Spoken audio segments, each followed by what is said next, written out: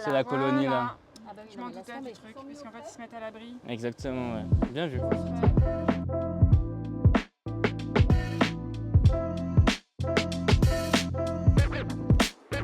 C'est Camille, moi je m'occupe de la biodiversité sur la région. Et on avait lancé ce potager en 2018 afin de créer à la fois un espace qui servait de ressources nectarifères et à la fois créer un espace collaboratif avec les salariés. À l'époque, nous avions 2 ruches. Il se trouve qu'entre-temps, nos ruches, elles sont un petit peu mortes de famine parce que quand même, on est en ville. Il n'y a quand même pas beaucoup de ressources nutritives autour. Donc nous, on les nourrissait beaucoup au sucre. Donc on a trouvé que ce n'était pas forcément cohérent de conserver ces ruches. En revanche, le potager, il avait tout son sens. Alors on a réussi à tout éclaircir là-bas? Ouais, On est nickel, super. Si vous voulez, on peut planter les tomates du coup. Je vais vous expliquer l'univers de la tomate et après on peut les planter. Vous avez déjà planté les tomates ou pas? Verticale et on a tige horizontale. Et celle qui pousse entre les deux, et ça c'est ce qu'on appelle les gourmands. Ouais. On avait une fille de Veoliao qui était super jardinière, qui s'est beaucoup occupée de ça. Ça a maintenu quelque chose, mais on avait un peu perdu cet esprit de collaboratif. Et puis la personne de Veoliao qui s'occupait de ça est partie du bâtiment. Donc nous, on a eu du mal à relancer ça tout seul. Et en fait, les équipes de Yanomami nous ont contactés en passant en disant « j'ai vu qu'il y avait ça, est-ce qu'on peut faire quelque chose ensemble ?» Et ça nous a semblé super pertinent que quelqu'un nous aide à redynamiser un petit peu tout ça, à nous apporter aussi le regard technique, parce qu'on faisait vraiment avec les moyens du bord, ce qu'on connaissait, ce qu'on ne connaissait pas, avec les graines qu'on avait.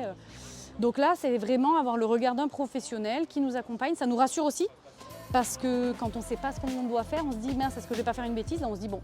Il nous a quand même conseillé, aidé, donc super rassurant. Et puis ça remet une petite dynamique, donc on espère que ça va perdurer. Ce qu'on peut faire avec les tomates, ce qui est sympa, c'est de faire des associations de culture. Donc on peut rajouter du basilic ou même des œillets d'Inde avec. Quand on fait l'association par exemple des 3 œillets d'Inde, basilic, tomates, en fait l'odeur va protéger la tomate des parasites exactement. C'est vraiment un espace un petit peu entre parenthèses dans nos mondes du quotidien, surtout dans ce bâtiment où on est plus des administratifs que des gars du terrain. Quand on rempote, on enlève toujours les petites tiges pour ne pas les enterrer parce que sinon ça va repousser. Ouais. Ça pareil, on peut l'enlever, le petit tuteur là. Alors moi je m'appelle Hélène, je suis à la direction technique chez Veolia sur les sujets d'enfouissement des déchets, de la biodiversité et du carbone. Je viens au potager pour faire autre chose en fait, mais en lien avec le vivant, avec la terre. Et voilà, et j'adore ça en fait, planter et puis après regarder pousser. Faut se dire, le paillage quand il fait chaud, même quand il fait froid en hiver on l'utilise. C'est vraiment le meilleur ami du potager parce que c'est ce qui nous permet de protéger le sol et sans un sol on fait absolument rien. L'idée c'est d'avoir une couche à peu près de 2 cm à peu près partout. Déjà ça remet de la végétation, du coup ça redonne de l'alimentation aux insectes, tout ça qui peuvent être autour, donc c'est forcément bénéfique pour la biodiversité. Et puis c'est l'occasion de faire autre chose avec des collègues qu'on croise et pas forcément fréquemment, qui travaillent dans d'autres services qu'on ne côtoie pas souvent.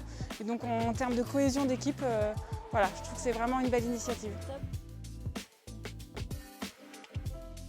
L'arrosage, l'idée c'est de mettre le doigt, donc vous mettez le doigt. Si vous sentez que arroser de partout. Ouais. Si on sent quand vraiment on le met en entier, c'est humide, à ce moment-là c'est bon. Si on sent que c'est sec, on arrose. Et voilà, ça fait un beau bac à tomates déjà ça. Là avec les chaleurs qu'on a, si l'arrosage il est correct, etc. D'ici un mois, les tomates quand elles seront vachement grandes, elles produiront déjà pas mal.